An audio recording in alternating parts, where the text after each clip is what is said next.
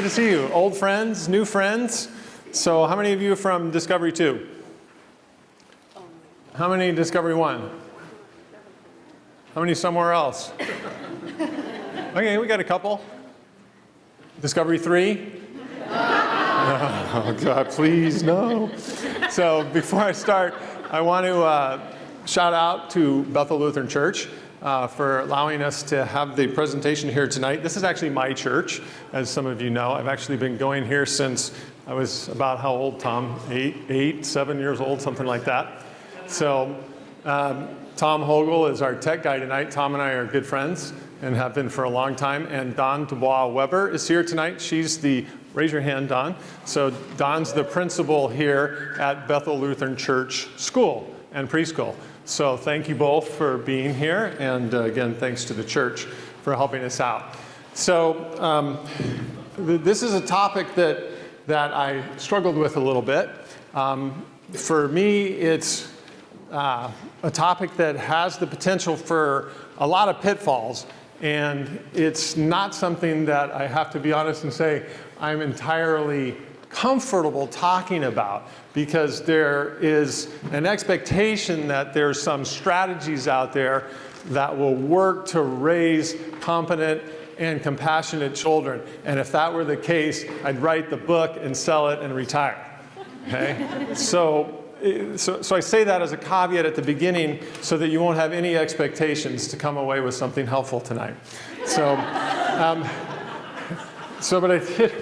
I did want to talk a little bit about the handout that you got. Now, some of you probably reacted angrily to the message that you got. So when you got the handout, so how many of you did not read anything on there? Oh, I don't believe it. Come on, be honest. Seriously, how many of you did not read anything that was on your handout? Wow, that's impressive. So how many of you did read something that was on there and you're willing to raise your hand? Okay, there's a few that are honest people, okay, that will admit they actually read something. So I did this as a little experiment, if you will. I've often shared with you the results of studies that I've read about and told you that researchers are mean people, right? I mean, they do things sometimes with kids or with adults that can be, ethically challenging in order to get evidence or find out about things. And this is an example of me being a researcher and doing something that's kind of mean. Because I was using this as an example of how we sometimes set kids up to fail. And I set all of you up to fail, but most of you didn't. I don't know, you're a bunch of followers, I guess. By handing you something and then telling you not to read it. And it reminded me of a time, actually last summer. We go to the beach every summer. My mom rents a place at Pajaro Dunes. Anybody ever been there? Okay, beautiful place down in Watsonville. And they have condos on the beach. And we go there for a week every July as a family, an extended family. And we were sitting on the beach, and it's very much a family kind of place. And another family came out, and it was a gentleman with a young son. And they sat down fairly close to us on the beach.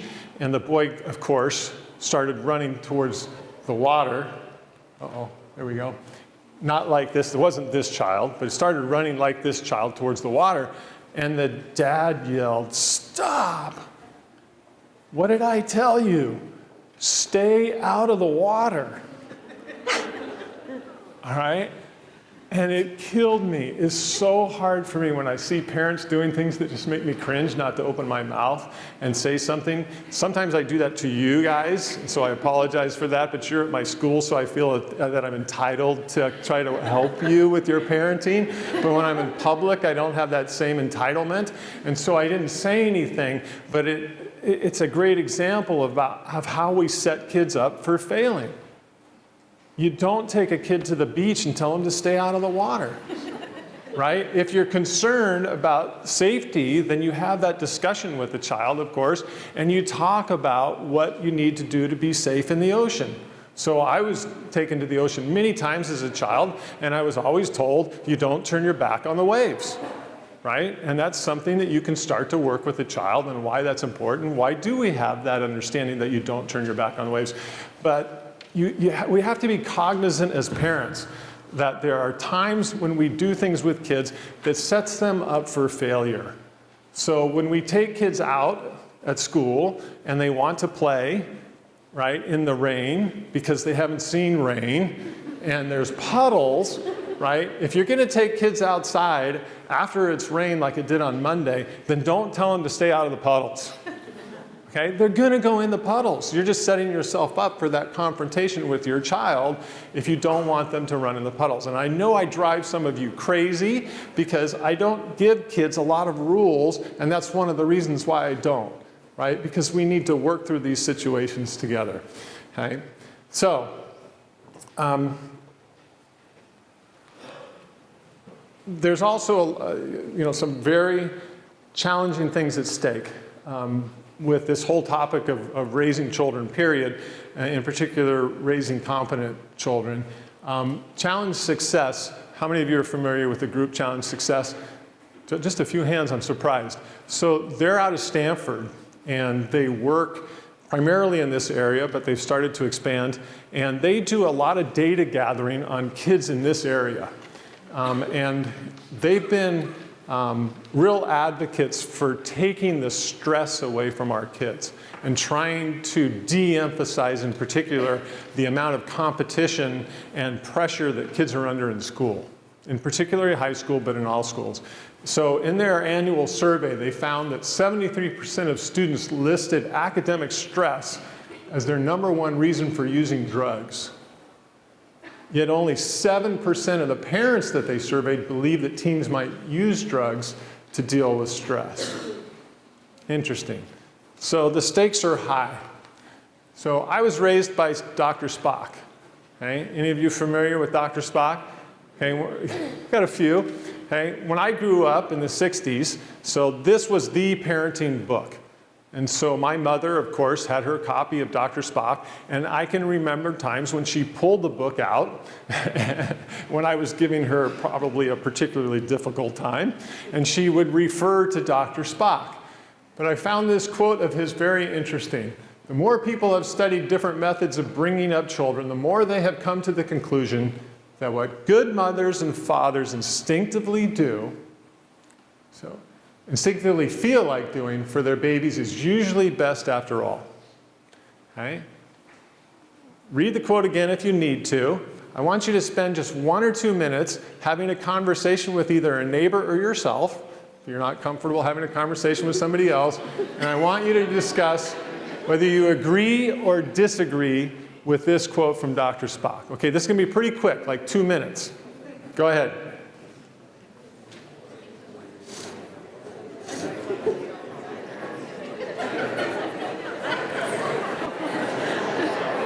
Okay, how many agree with Dr. Spock? Let's just do a quick poll.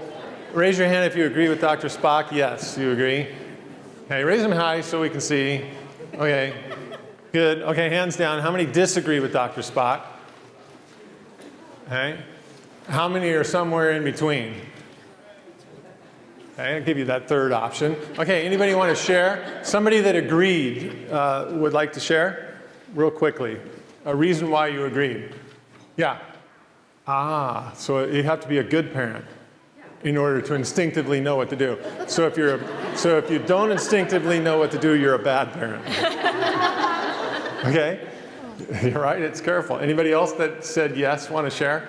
Okay, anybody that said no want to share? You disagree. Why did you disagree? Yeah. I thought the example you gave about the parent and the child on the shore, and the child's running, and the parent says stop. I thought that was a good example of, that parent applying real estate, but it's probably a better solution. Right. Okay. Very good. Okay. Anybody that was in between want to share? Yeah. I agree because my parents raised me that way.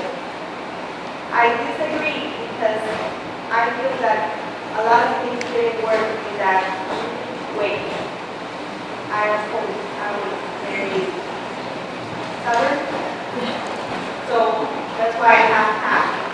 know that part of it didn't work. You make a great politician, because you agreed and disagreed in the same sentence. Okay? So I actually challenge you on this one. I disagree with this statement. Okay? I can see why there were times where I would agree, and I don't want to discourage you from following your natural instincts, but I think there's a lot of things about effective parenting, and this is where it gets really tough, that are counterintuitive. Right? There are things that we instinctively want to do, and there are things that we are sometimes driven to do that may be coming from areas of our subconscious, and I'm not going to get into too much Freudian psychology tonight, but I might touch on a little bit, okay, that may not necessarily be the best thing for our kids. Now, also think about the work of Carol Dweck, for example, right? For years, right, we thought the best thing we could do is constantly praise our kids and give them that constant encouragement, right? And now we have research from Dweck and others that says that praise can actually be something that creates praise junkies out of our kids, to use Laura Markham's term, and can be something that makes kids, right, extrinsically motivated, focused more on receiving reinforcement from things on the outside instead of learning to rely on themselves and their inner sense of what's right. So I challenge you on that one. Before we go any further, I forgot to remind you to put your cell phones away or turn them off. And I want to take this opportunity to talk a little bit about cell phones, because they've become so ubiquitous in our society, and I have some concerns about that. So I have a friend, he's a good friend of mine. We've been friends for quite a long time, since our freshman year in high school, and he's actually worked in high tech his entire career, and he's never owned a cell phone. But he and I share stories about cell phone abuse that we see. And he told me a story recently about a gentleman in his workplace who was standing at the urinal texting, and he dropped his phone into the urinal. I thought, isn't that a great example of how we can't go anywhere without these things attached to us anymore? And some of you know previous talks that I've done, I've talked about some of the research that's been done on cell phones.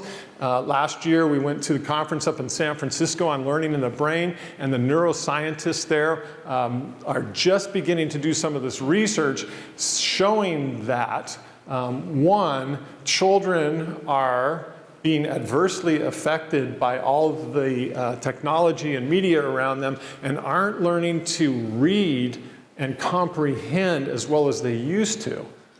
So, because they're so used to these really quick things, and if they have iPads and phones and these other sources of technology. I was behind a car one day, and it was one of those minivans where mom was driving, kids were in the back, and the kids were watching a movie, and I was watching how quickly the scenes were changing. And it was every second, right? Watch that sometime when your kids are watching a cartoon, how quickly the scenes change. But all of this technology may be having an adverse impact on our kids' reading comprehension ability, because they are no longer willing, not consciously making a choice to not be willing to do this, but they are actually incapable of the deep thought and continued thought that's necessary to really comprehend well what they're reading. So we have a lot more research to do on this, but I find this very disturbing and troubling given how pervasive it is in our society. And even parents who I think consider themselves fairly progressive, trying to do the right things, are often giving the kids a lot of technology, including their phones. So there's also the same conference, there was another researcher who talked about research that they were doing on cell phones, that anytime you have a cell phone on you, you are actually in a constant state of waiting for that cell phone to either beep or get your buzz or whatever it is that signifies that you got a text or a call or an email. And that constant state of waiting for your brain is incapable, or less capable, I should say, of processing deep thought while you're in that state of waiting. Okay? So think about those things. Google it if you want on your phone, okay, and find out a little bit more. We live in what many have called the age of distraction. So the other thing, many of you are probably familiar with statistics like this. Over 1 million auto accidents now attributed to driving with a cell phone. I found the next point very interesting. 77% of teens and young adults say they can drive safely while texting. So I've seen many of them lately. So texting while walking actually causes even more accidents than texting while driving. I drive an electric car, so a Nissan Leaf, and I have to be extremely careful because the car doesn't make a car noise, right? And people walk out in front of me all the time with their phones here. So I've seen this, but it's something that I think we have to be cognizant about as parents. What are the impacts that this is having on our children? Bill Murray was on NPR a couple weeks ago. Did anybody hear this interview? So Bill Murray, of course, a comedian. This is from Caddyshack, which was quite a long time ago, one of my favorite films. That'll give you some idea about what kind of person I am. But anyway, Bill Murray was interviewed, and he told this story about losing his cell phone. And he said he went for, I think he said 6 weeks without his cell phone. And he said if he needed to make a phone call, he just went up and asked somebody to borrow their phone. Of course, it's Bill Murray, who's not going to let him borrow their phone. And he said something that I thought was very telling. He said, I needed a vacation from myself. So I didn't spend a lot of time looking for my phone. He needed a vacation from himself. I thought that was very challenging to us about the need for our phones. Also, Highlights Magazine, this classic for children, they do an annual State of the Kids survey. 62% of the children in their survey said their parents are often distracted when they're trying to talk to them. What's the number one distractor? Even more distracting than siblings is the cell phone. Another study that was done, they actually went into fast food restaurants and spied on people. So again, researchers can do these things because they're not very nice people all the time. 40 of 55 caregivers that they watched used a mobile device at some point during the meal. 16 used it almost continuously. And parents who were highly absorbed in their cell phone, they found were much quicker to respond in anger to the child's misbehavior. And of course, the children's misbehavior escalated because the parents weren't paying any attention to them. They were completely absorbed by what's happening on their phones. Okay, are you tired of this stuff about cell phones? Okay, so ask yourself. We're not going to discuss this one. I just want you to ask yourself, when was the last time you spent time with your kids and put your cell phone someplace else? Not turned it off. You left your cell phone at home, took your kids to the park. Okay? You put your cell phone away and you did something special with your kid. Okay?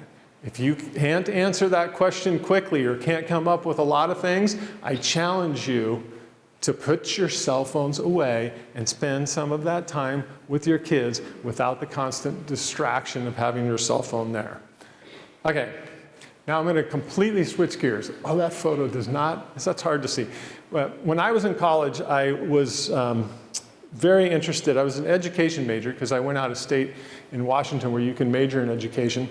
But I took a lot of sociology and anthropology courses, and I was very fascinated at the time. I was very much an anti-nuclear advocate, and so I was interested in cultures that were peaceful cultures. First of all, I was surprised to find that there actually were some, right? That there were these cultures like the Foray, which is, I'm sorry, the picture's dark. This is a picture of the Foray tribe in New Guinea. And this tribe actually, according to the anthropologists that study this tribe, is relatively free of conflict, is free of war, almost free of any kind of strife. They're an illiterate society. Before you get too enamored by them, I should tell you that they also eat their dead. Or they used to, and then they found that it gives them kuru, I think it's called. Anyway, I'm getting way off on this. It's a disease from eating the brain. But I was fascinated by this culture and other cultures that were able to raise their children and created communities that were basically nonviolent. They peacefully coexisted. So I was curious, what is it about these? I went back and looked at some of my old notes from college. I still have them. I did some additional research. What is it that they do with their kids? Some very interesting things that I think we can learn from. So first of all, they practice community parenting. So everybody parents the child, and they pay particular emphasis on the first 2 years, which I find interesting because there's lots of research that the first 2 years are absolutely critical to children. If children's needs are met in the first 2 years, they grow up feeling like the world is a friendly place. If their needs are unmet in the first 2 years, they grow up feeling like the world is a place where they're going to have to fight to get their needs met. First 2 years, absolutely critical. So what they do in these communities is they make sure that everyone takes ownership of the child, and everyone makes sure when the child has a need, the needs are met. As much as they can figure out, they pass the child from person to person. That way the child learns that there's lots of people that can nurture them. By the age of 5, these kids are safely handling things like fire and axes and sharp tools because they let them explore these things. So their philosophy with fire, for example, is they will allow the child to crawl towards the fire, and they will not step in and intervene. As the child gets closer to the fire, is this making some of you uncomfortable yet? Okay? As the child gets closer and closer to the fire, right, it gets more and more uncomfortable, and they back away. And sometimes they become distraught. And what they found is their anger is directed towards the fire because they're attracted to it, but then find it too hot, instead of the anger being directed toward the parent who pulls them back from the fire. Make sense? Okay? Same thing with sharp objects. They don't keep the children away from sharp objects. That means a small child who's just learning to crawl may cut themselves once or twice, but they let them learn from the experience of handling those things. And by the age of 5, they're able to do all of these things quite comfortably. Childhood aggression is met with distraction. So children can be naturally aggressive, especially towards each other. So they will try to distract them and get them to do something else. So if an older child is being aggressive to a younger child, they will remove the older child from the situation. If a child is being aggressive towards an adult, they will ignore it. They will allow the child to continue to be aggressive and completely ignore the child's behavior. Okay? I find it fascinating to study other cultures and how they parent their kids. I think we can learn a lot from some of the examples of what some of these tribes and what some of these people do. Interesting to me, again, these kids grow up and become part of pretty much strife-free, non-violent, non-warring communities. They're almost all illiterate or semi-literate. I haven't quite figured out what the connection is there. So, but I find it fascinating. I just throw this out as something to think about. Native Americans, you may know, have a very similar philosophy towards parenting and raising kids. Okay, I'm going to jump gears completely again. Okay, the Grolnick study is something that was done a few years ago. Grolnick was the primary researcher. They had this experiment where they took kids into a play area. They let them sit down with a new toy, a novel toy that the child hadn't seen before, with their parent, either a mother or father. So they observed them, and they found that they fell into basically 2 groups. Okay, group 1 was a parent who repeatedly intervened and tried to help the child learn how the toy worked. Group 2 was a parent who was there, was present with the child, was paying attention to what the child was doing, but did not intervene unless the child needed some help. So then they gave them a challenging task, something that was going to be difficult for the child to figure out. So you can kind of tell probably and guess where this is going. Okay, the students in group 1, or the children in group 1, okay, remember those are the parents who constantly intervene. When faced with a challenging task, they gave up easily. The students in group 2, or the children in group 2, remember those are the parents who were present but did not intervene. They continued to persist with the challenging task. Okay? So what does the Grolnick study tell us about how we should parent? Comments? Questions? What's that? Let them explore. Let them explore. What else? So for me, what it says is the more we let children do things on their own, again, these are young children, the more we let them do it on their own, the more we can step back as parents, okay, the better off our children are going to be. If we want children who are going to be competent, then we want children who are going to be persistent. Some people are calling it grit. I don't really like that word. Okay? But if we want children to develop those things, we have to back up and we have to let them do more, even when they're young children and infants. It's a very difficult thing. Probably one of the most counterintuitive things for parents is to let your children do things, even when it becomes difficult and challenging. Let them do it on their own. Let them struggle, but be present for them. So just like in the study. Okay, some of you remember Richard Sager. Anybody remember this research on skateboarders? Nobody? Because nobody paid attention when I gave you the talk when you came to learn about Discovery Charter School, okay? For many years now. To be fair, I took it out over the last couple of years. But from 2 years ago to like 6 years ago, I shared the research of Richard Sager with all of the parents that came to the info night presentations that I did. Now, there were probably 70 slides in those presentations. I don't expect you to remember them, but you might remember his research as we talk about it, okay? He was a professor, or he is a professor, college professor studying child development. Every day driving home, he would drive past a skateboard park. And he saw these skateboarders out there. And he saw them frequently wiping out. And he got this idea that he was going to go, and he took his graduate students and count how many times they wiped out. And they sat there with their clipboards, and they did this data, and they found that as they're learning a new trick, they had a failure to success ratio of 100 to 1. And so he was quite intrigued by this, because you couldn't think of any other area where people would persist in spite of such a strong ratio of failure to success.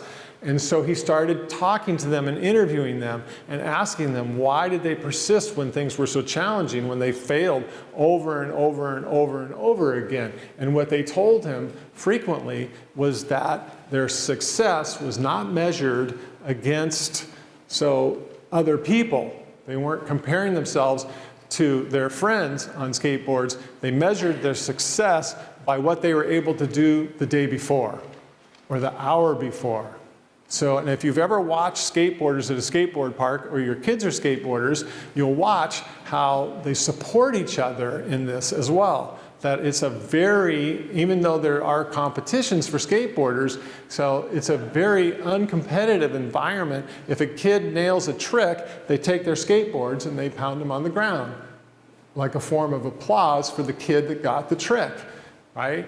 They also found that the camaraderie was a big part of their motivation, and it was fun. I think we can learn a lot from this kind of research in what kind of schools we should create for kids, and also what kind of parenting we need to do.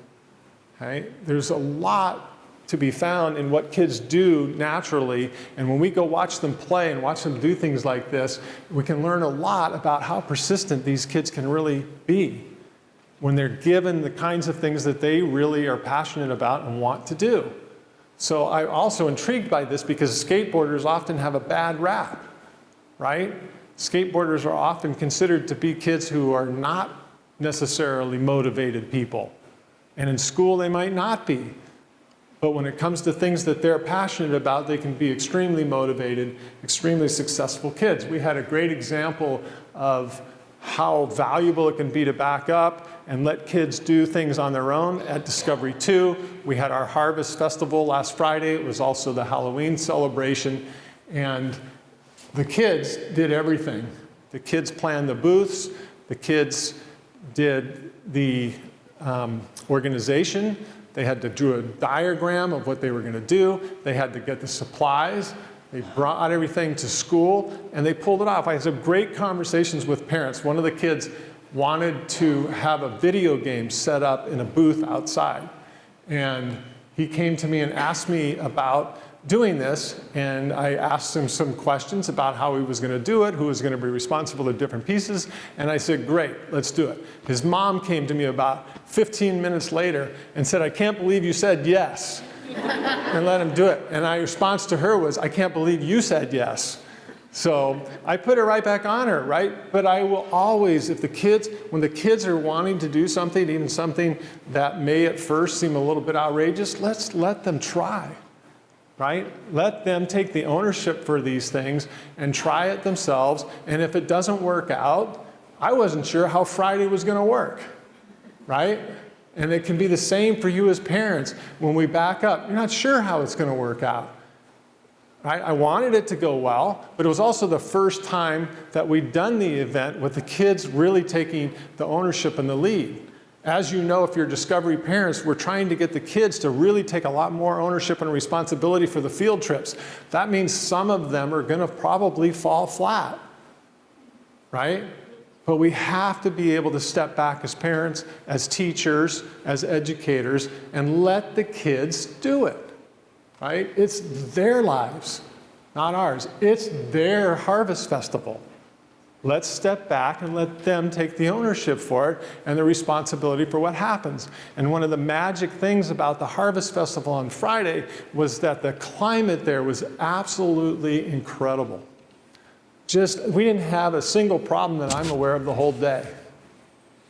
This week, by contrast, has been nuts. Right? Has anybody else noticed the kids are off this week, right? And so I think it's the time change. I've always noticed that this week, the week after we change the clocks, is really challenging for kids. And these are also things that we have to be aware of as teachers and parents, that the kids can have a very strong reaction to things that we may wonder why it's such a big deal. I had kids coming up to me on Monday and Tuesday at recess and lunch who were just visibly in angst because the bell didn't ring at the end of recess. The clocks hadn't been adjusted, so the bells weren't ringing automatically. And these kids were like, oh, what happened? They run up to me, Dale, what happened? The bell didn't ring. It's like, keep playing. Just keep playing. Nobody's telling you to go in. Yeah, I had to go get my whistle and blow my whistle. But the kids have been off. We've had so many behavior issues this week. And the kids are having trouble too. So I wondered if anybody was going to get that.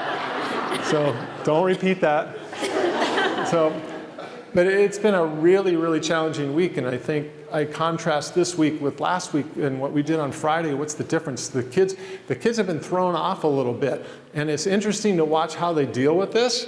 I'm convinced that a lot of the kids are dealing with this angst, and they have a somatic response, a physical body response to these kinds of changes that are troubling to them. So a lot of them are doing things like, we had a group today that was moving. We have these big redwood rounds that some people brought. Some of them were probably 3 feet across, and the kids were moving them all the way across the field from one side to the other. So that deep muscle pressure and that work is something that I think kids need to work through these feelings when they're feeling a little bit out of sorts with their bodies. So giving them those opportunities to kind of work things. We had a meeting at the end of the school day today, and we decided that tomorrow we're not doing anything. We're just going to let the kids have fun and work it out and play for the whole day because it's been that kind of week, right? So we haven't shared that with anybody, but you guys can go tell your kids tomorrow. That's as close as we can come to canceling school the night before, right? It's been that kind of week. It's time to just move on. Okay. So nobody remembered the skateboard study. How many of you remember Desi and Ryan? Now you need to raise your hands, even whether you remember it or not, right? Nobody. Gosh. I'm really disappointed. So Edward Desi and I think it's Richard Ryan are from the University of Rochester. They've done research on child development. They've been professors there teaching prospective teachers, and they studied child development for 30 years. And what they found was that children have an innate drive to understand their world. By the way, this slide is from the Info Night presentation. Given choice and self-determination, children will naturally solve problems, So extrinsic reinforcers, including grades, bribes and rewards, diminish intrinsic motivation. Okay, this is the slide where I talk to people at the info nights about the fact that we don't have grades at Discovery. So D1 still has a few that I'm hoping will go away soon in middle school, but we know there's a lot of research on grades, and all of it has found that grades are really counterproductive to building kids who are motivated by learning and not by some chance for an extrinsic reward. And we know from further research that the kids who are intrinsically motivated outperform the kids who are motivated by grades and extrinsic motivators, especially as they get older. Okay? So I looked a little bit further at the research that Desi and Ryan have done, and they've also done research into kids and their social emotional development.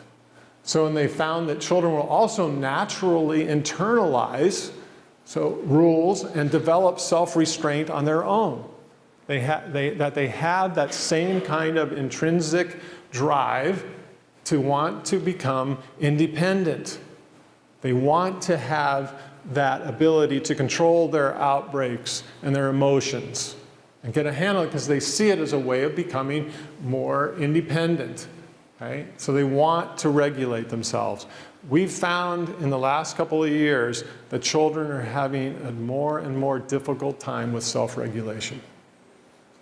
So I don't know how many of you have children at home that are struggling with these issues, but we seem to have more and more kids, the number of kids that have difficulty regulating their emotions has increased dramatically. But I'm going to tell you something very honestly. The number of parents who have difficulty regulating their emotions has also increased dramatically. I have never seen so much parent angst as anxiety as I do today. Right? And I'm not saying that to be critical of you. I think it's a reflection of our culture. I think it's partly a reflection of the kind of schools we have. But we know that that parent anxiety translates into child anxiety, right? The research has been very clear on this. The more anxious the child is, or their parent is, the more anxious the child is. So getting a handle on this is something that we as a culture we have to address. It's absolutely critical that we start to understand why it is that we have these levels of anxiety that we do. So we're going to get into this a little bit more later. So I want to thank Jean Ann's a teacher at D2. She shared this book with me a couple weeks ago, The Conscious Parent by Shefali Sabari. Okay, if you don't get anything else out of this talk, go buy this book. Okay, I found it to be one of the best books on parenting that I've ever read. I'll leave it up here for people to look at, and I have a couple slides about it. But her point in her book is that in order to effectively parent, we have to be fully conscious. So she's not talking about, of course, wakeful consciousness versus unconsciousness. She's talking about really, I think, more than anything else, you knowing yourself. When I think about what I want for our kids, when I say our kids, all of your kids, the kids at Discovery Schools, the thing that I most want for our kids is that they get to know themselves. I want that more than anything else, more than anything academic, more than even critical things like learning to read well, which is absolutely essential, of course. I want kids to learn to know themselves. And you can spend a lifetime trying to know yourself well, right, and still struggle. As parents, I find that it's critical that we understand and know ourselves well in order to be an effective parent. And I think that's the primary point of what Dr. Sabari is saying. Has anybody seen her or heard the book? She's been on Oprah. She's been on other talk shows. She's on TED Talks. She's been all over. Anybody heard of her before? Just a couple? Okay, a couple hands. So again, I highly recommend the book. So I'm going to go through this part fairly quickly. But conscious parenting is learned through the experience of parenting. One of the things that we're really focused on at Discovery is what we call the emergent curriculum. The emergent curriculum is what comes out of the dynamic between teacher and student, or between student and student, or just within the student. Those things that happen during the school day that start to reveal the kinds of understandings and interests that kids have. And from that, we want to extend those learning opportunities based on what we learn from what those kids are doing. That's emergent curriculum. It comes from the experience of what's happening in school. It means that our teachers can't really plan a whole unit because you don't know where it's going when you start if you follow this. I think we have to do the exact same thing with parenting. That you have to be emergent parents. That means you can't have a predetermined idea of what you want for your child or how you want your child to be. You have to wait and see who it is your child is going to become on their own with your nurturing and support. Does that make sense? There's a big difference between that and saying, this is one of the reasons I said at the beginning that I think this topic is fraught with some challenges. Just saying that we want our kids to be compassionate and competent is putting things that we want onto our kids. Why do we want our kids to be compassionate and competent? Is that really the most important thing, or is it more important to develop in our kids who they're naturally going to become and following their lead and allowing who they're going to become to emerge from themselves rather than us imposing on them the desire that they be competent people? The more expectations we put on them, the more likely they are to feel that from us. They're going to know, right, when we have those expectations, and especially if they feel that they're falling short. Disapproval is a means of control, but so is approval. Okay? Challenged by that? Okay? Another thing that I think sometimes we have to look at is counterintuitive. Okay? We don't realize it, but most of the time, when we think we're responding to our children, we may be reacting to pieces of ourselves. Ask yourself, am I dealing with my child in an aware manner, or am I being triggered by something in my past? Okay? Are you trying to control your child? You can look up there and see the examples. Or are you in a partnership with your child? There's a big difference. Are there times when, as parents, we need to control our children? I would say yes. But I think we err far too often on doing that when we don't need to. That we exercise control over our children because we think we have to in order to keep them safe from some perceived emotional or physical danger, right? Who's going to argue with that? Well, I am, right? I'm going to tell you that we need to really carefully examine those times when we think we need to exercise control, because there's going to be much more valuable for you as parents and for your kids if we're in a partnership with our kids. And I'm telling you, when this is really going to hit home is when your kids get to middle school. You're going to have a very different relationship with your kid if you raise them from the time they're small as a partner with them versus if you raise them with an exercise of control. Your child, sooner or later, is going to rebel if you are that controlling parent. And I tell parents this all of the time. You can get your kids to do what you want. Kids are human beings, right? Inflict enough punishment or heap enough praise on them, and they'll respond the same way your dog would. Is that how we want to raise our kids, like we raise our animals? Right? So you've got to think carefully about how often it's really necessary to exercise control over your kids versus partnership. Carl Jung, of course, eminent, very famous psychologist, said the greatest harm to a child is the unlived life of the parent. Interesting. Okay, I'm going to play a little game here with you. It's not really a game, but we're going to look at encouragement and praise. I talked about this briefly before. Okay, there's a book over here. I have a few free copies for anybody that wants one. Encouraging Words for Kids by Kelly Bartlett. She's a positive discipline trainer. And she has lots of good examples about how to encourage kids and the kinds of sentence starters to use. Okay? By encouraging kids, we draw forth their own sense of self-worth, right? We build their self-esteem, right? You've seen this before, heard this before, right? So if you've taken positive discipline training, it's there. Now consider the research of Daniel Willingham, okay?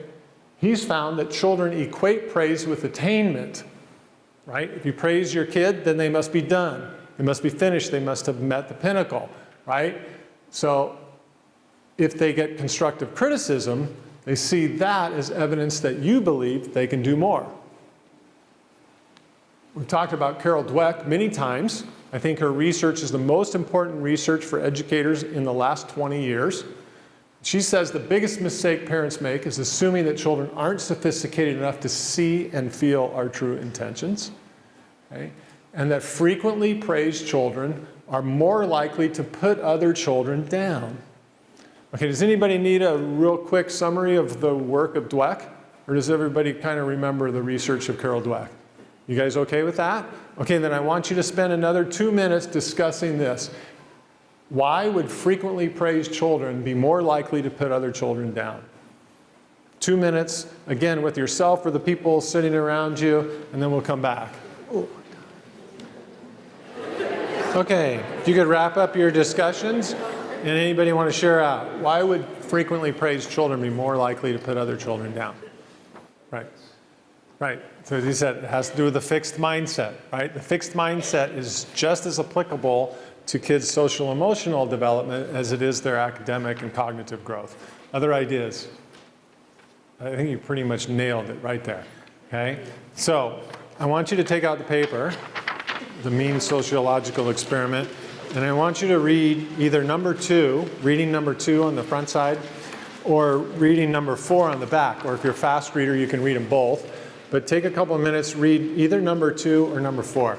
Number 2 is from one of my favorite novels, Zorba the Greek. And number 4 is from a magazine called The Sun, and I actually brought it here tonight. So if you could take a minute and read those, it looks like there's a few people that didn't get the handout.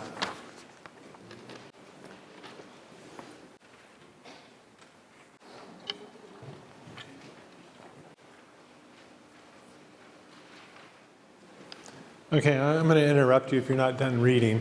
So obviously you can take these with you and read them again.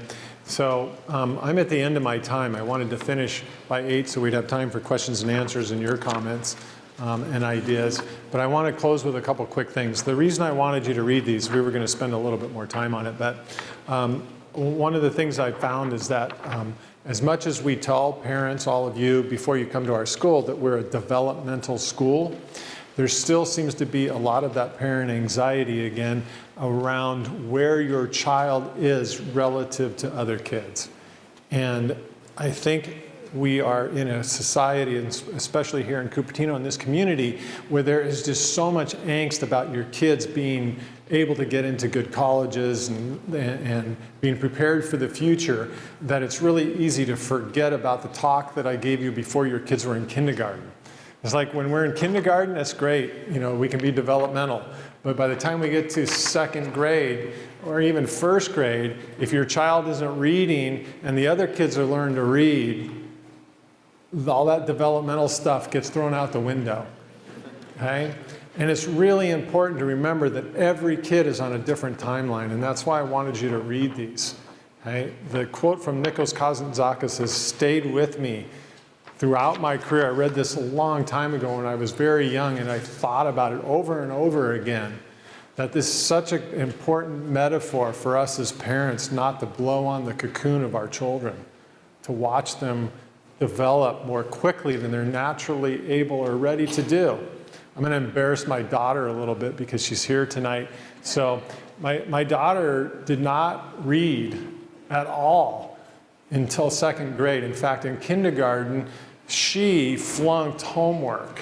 So we went to a traditional neighborhood school, and when my wife's a special ed teacher, and of course I've been a teacher and principal my whole career, and we joked that we flunked homework for her when she was in kindergarten because she was given dittos and worksheets to do. She couldn't read. So we didn't do them for her. But we also tried not to put any pressure on you. Did we put pressure on you? You can answer. She doesn't remember. But we had people who were worried. If at the end of first grade, she was not reading. Okay? In second grade, she learned to read. And by the end of second grade, she was reading chapter books. Okay? And I'm convinced that she now is a reader and loves to read because we didn't freak out about the fact that she wasn't reading in first grade. But I see this happening all the time. So we have a lot of parents who get really nervous because their kid isn't reading, okay? Or their kid isn't doing something else. And one of the things you have to remember in this area is that we have a lot of really precocious kids here. Okay? And if you're comparing yourself to all the other kids, or you're comparing your child to the other kids, this is not a representative sample of what kids are like across the country. It's really not. It's a very unique area to be raising children in, and it's one of the things that I think leads to this hyper-competitiveness that is not healthy for kids. But you have to understand that your kids are on a developmental timeline, and the range of what is normal is huge. It's huge. So I'm happy to discuss that more with some of you if you'd like. So I also wanted to mention Laura Markham. AHA Parenting, AHA, is her website. I strongly recommend you get on her distribution list for her e-letter. It's excellent. She has great tips for parenting. How many of you came and saw her when she spoke a couple years ago? Yeah, she was great. So highly recommend her stuff. I'm not going to spend time going into it, but I did want to close with one other thing about this idea of intelligent disobedience. So I'll leave you with this and then we'll open it up. Intelligent disobedience comes from the training of seeing eye dogs. And so you want to tell this part? Yeah? So what's intelligent disobedience? Explain it to the group. Guide dogs for the blind, they need to know that if they are leading a blind person and the blind person wants to go across the street because they hear the beeping of the light and there's a car coming the other way or some other danger, the dog needs to know to disobey their master and save their life. Yeah. Thank you for explaining that so well. Have you had experience raising guide dogs for the blind? Yeah. Yeah. Yeah. Probably a great dog though, right? You'll see her around everywhere. Yeah. My challenge to you is to raise children who will disobey you when you give them a command that they know or they feel deep in their heart is the wrong thing to do. Are you raising children who can come back to you and say, Mom, Dad, I don't think that's the right thing for me? Those are the kinds of children I know you want to raise. And you can do it, okay? But you're going to have to let go of a lot of things, especially the desire to keep your kids safe. Okay? Thank you very much for coming tonight. Okay, I want to open it up. Any questions, comments, disagreements, anything anybody wants to share? Yeah. So you mentioned it a couple of times how competitive it is in this area. Yeah. So how do we keep our kids compassionate and competent and teach them that in a non or a less compassionate world that we're living in? I mean, it's kind of opposite. So how do we do this? So, well, I didn't go into Laura Markham's slide, but her slide is we have to model empathy. And we do that by showing compassion. And she gives an example in her book of a parent, or I'm assuming she's referring to herself, but she says a parent who's driving on the freeway and the child's in the car with them and somebody cuts them off, or does something else, and instead of the immediate reaction, of getting angry with that person, modeling a compassionate response of, oh, that person must be in a real hurry and they must be really stressed out. I feel sorry for them, right? So that's a challenging thing to do. The reason I like, try it sometime, right?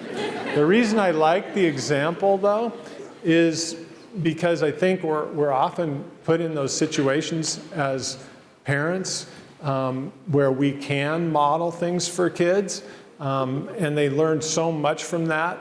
But the key is we have to control our own emotions first. And probably most of you or all of you have been trained in positive discipline, and they make that point over and over again, right? that if you want to be an effective parent, you've got to control your own emotions first. You've got to take care of yourself first. And I think that's the key for teaching kids to be able to grow up in this hyper-competitive, stressed out environment and still grow up as compassionate, caring people. We model it.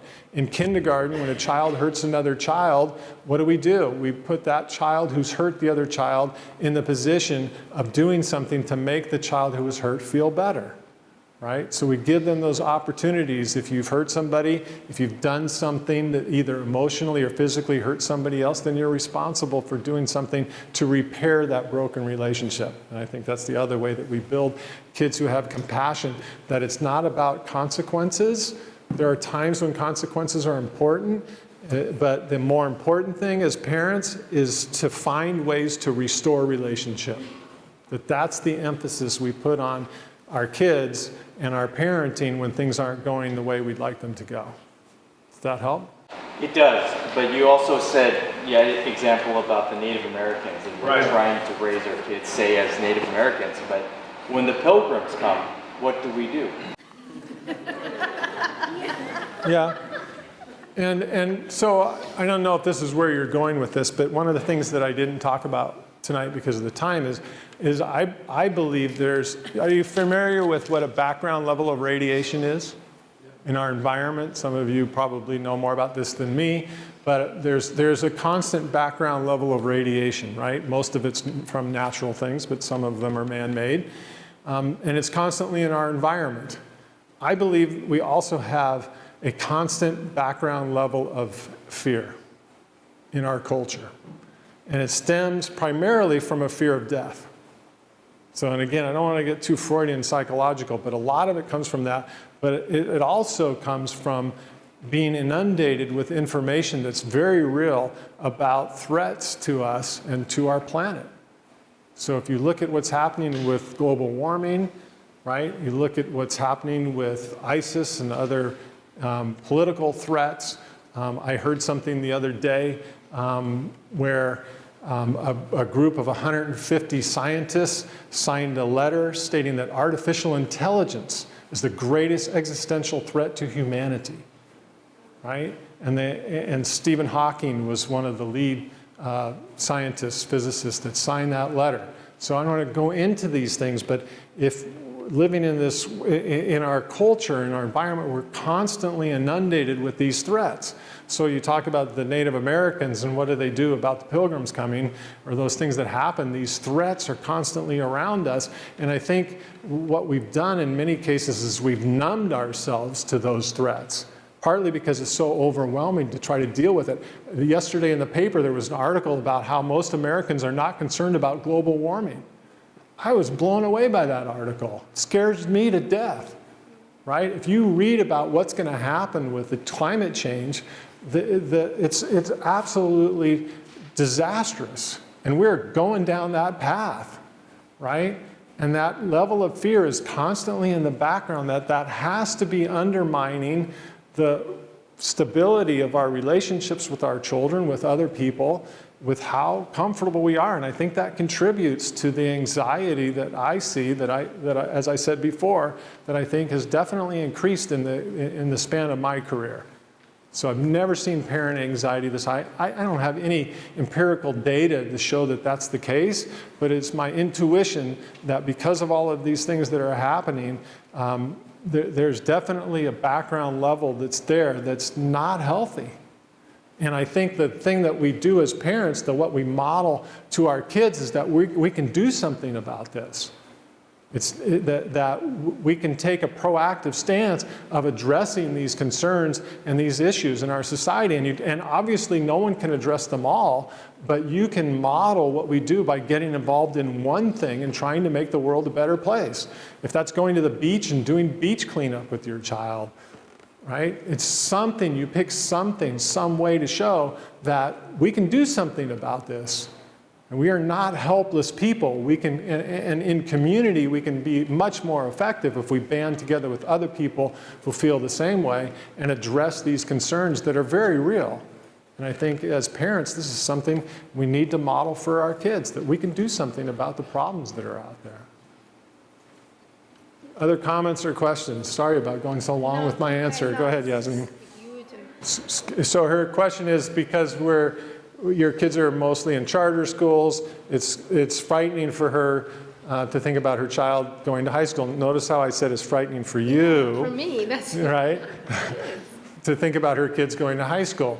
So we get asked this question all the time, of course, at our info nights. Okay, it's great for while they're with you in Discovery Charter Schools, but how do they do in high school? So we tell them all kinds of stories, or they're not made up stories, they're true stories, about our graduates who go on and do really well. Our kids get into schools like Mitty and St. Francis and Bellarmine and Valley Christian and other very high-performing schools, and they do very well there. They go to their neighborhood schools, and they do very well there. They go to Summit Charter and other charter high schools, and they do very well there. Why do they do well? I always say, why do they do well? Well, they have a very They do well because you're their parents, right? That's a big part of it. You've cared about your kids and you've nurtured them since before they were born. Your kids are destined to do well, right? And so this anxiety that you have about how they're going to do, your kids are going to do well. And I don't take a lot of credit for it as a charter school, and I also don't worry about how they're going to do it, because we could just play with your kids, and I actually think it really is a healthy thing to just play a lot, and your kids are going to do fine. Right? Especially if we can maintain their intrinsic motivation to learn. And that's a lot about some of the things I shared tonight, is maintaining in them that sense of agency, that they have power to make a difference in their worlds and in their lives. If they go to high school and they have a sense of agency and they're intrinsically motivated, they're going to do fine. And you know what the high school teachers tell us? The high school teachers come back and tell us all the time, or we go to them and they tell us that they know our kids.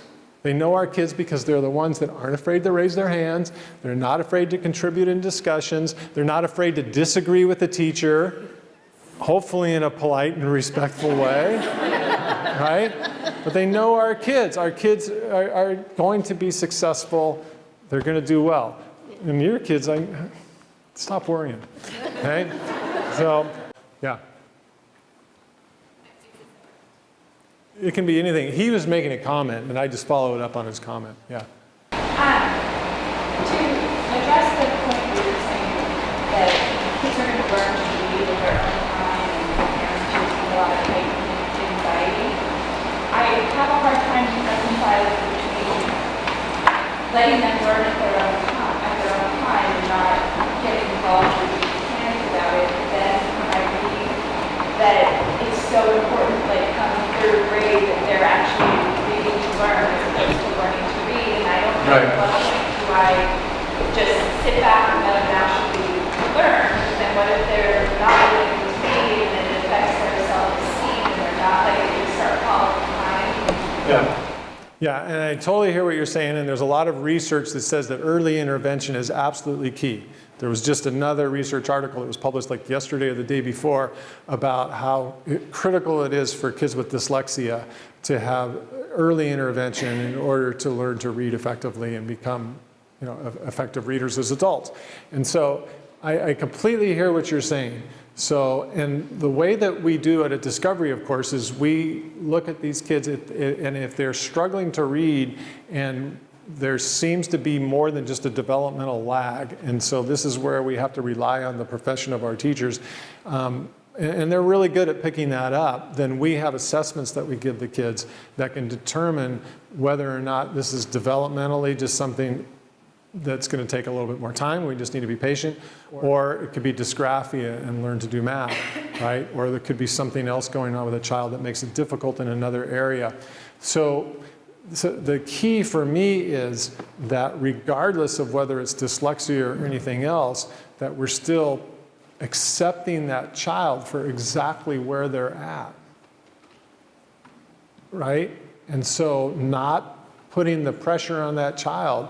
And I go back to the one slide, where I talked about how the kids can pick up, they know what you're feeling, and those anxieties that you have, kids pick up on that. And I think it can be particularly challenging if your child is struggling with a learning disability, but even more important for them that you accept them for who they are and you acknowledge the struggles and frustrations that they're undoubtedly going to have as they do learn to read, because it's going to be particularly challenging for them. Other questions? Yeah. You spoke about, it's learning children, having them learning to be experienced, right? When positive or negative, they will learn something, right? If they try to do something, it doesn't work, they'll learn something. If they try something, it does work, great, they'll learn something.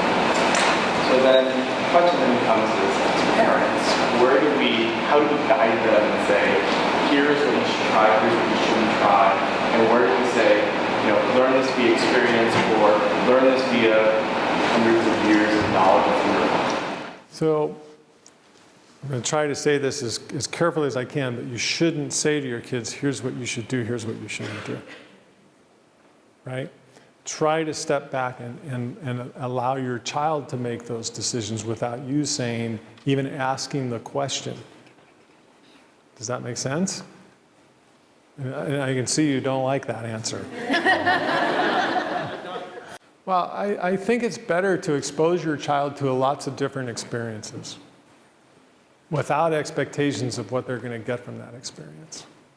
Right? We live in an incredibly rich community with so many different natural beauties, right? So many different ethnic beauties. There's so much richness in this area.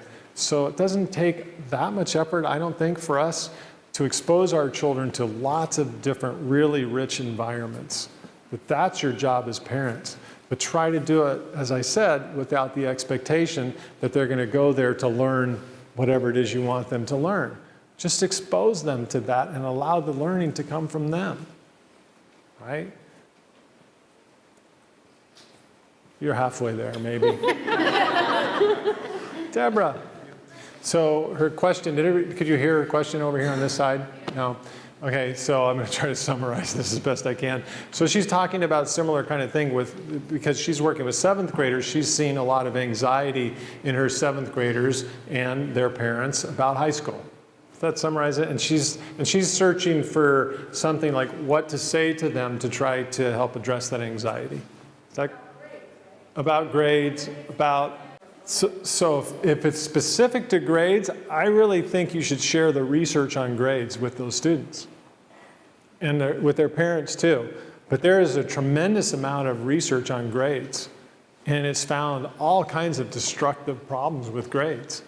Besides the fact that it orients the kids to be extrinsically motivated, it also has been found to damage the relationship between the teacher and the student, right? Because you hold all the power, right? So it completely changes the dynamic between teacher and student. So the only time that doesn't happen is when the teacher says, you tell me what your grade's going to be, which, like some of you laugh, I actually think it's a good idea. And you know what? When we've done things like that, the kids are honest about it, right? It's just like when we create the school agreements.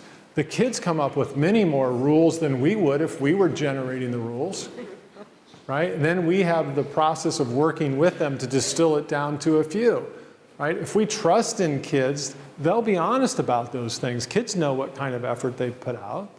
And so for me, it's going back to share the research with them and go back to how important it is that we focus on the one thing that they can control. And it's not just with grades, it's everything in life. Right? The only thing that you ultimately can control is your attitude and your effort. Right? You can't control what happens to you in life, but you can control your attitude about it. You may have a difficult time learning certain things and they may be beyond your control, but you can always control how much effort you put into that. And that's the kind of thing we want to instill in our kids, because that's what they can do something about. They can't do something about their intelligence.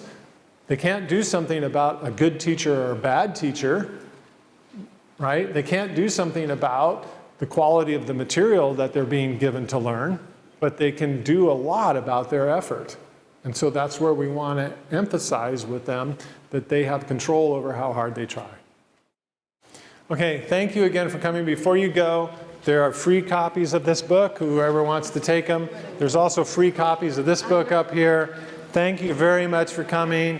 Have a great night. Tom and Don, thank you again. Thank you. Thank you. Oh, yeah. Thank you. Thanks for coming.